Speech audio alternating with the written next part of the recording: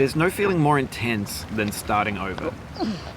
If you deleted your homework the day before it was due, as I have, or if you left your wallet at home and you have to go back after spending an hour in the commute. If you won some money at the casino and then put all your winnings on red but it came up black. If you got your best shirt dry cleaned before a wedding and then immediately dropped food on it. If you won an argument with a friend and then later discovered that they just returned to their original view. Starting over is harder than starting up. If you're not ready for that, like if you've already had a bad day, then what you're about to go through might be too much. Feel free to go away and come back. I'll be here. Alright, thanks for coming with me on this trip. I'll understand if you have to take a break at any point. Just find a safe place to stop and quit the game. And don't worry, I'll save your progress, always, even your mistakes. This game is a homage to a free game that came out in 2002, titled Sexy Hiking. The author of that game was Jazuo, a mysterious Czech designer who was known at the time as the father of B games. And B games are rough assemblages of found objects.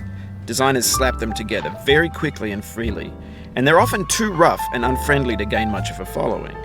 They're built more for the joy of building them than as polished products. In a certain way, Sexy Hiking is the perfect embodiment of a B game. It's built almost entirely out of found and recycled parts, and it's one of the most unusual and unfriendly games of its time. In it, your task is simply to drag yourself up a mountain with a hammer. And that act of climbing, in the digital world or in real life, has certain essential properties that give the game its flavor. No amount of forward progress is guaranteed. Some cliffs are too sheer or too slippery. And the player is constantly, unremittingly in danger of falling and losing everything. Anyway, when you start Sexy Hiking, you're standing next to this dead tree that blocks the way to the entire rest of the game. It might take you an hour to get over that tree, and a lot of people never got past it. You prod and you poke at it, exploring the limits of your reach and your strength, trying to find a way up and over. And there's a sense of truth in that lack of compromise. Most obstacles in video game worlds are fake. You can be completely confident in your ability to get through them once you have the correct method or the correct equipment or just by spending enough time. In that sense, every pixelated obstacle in Sexy Hiking is real.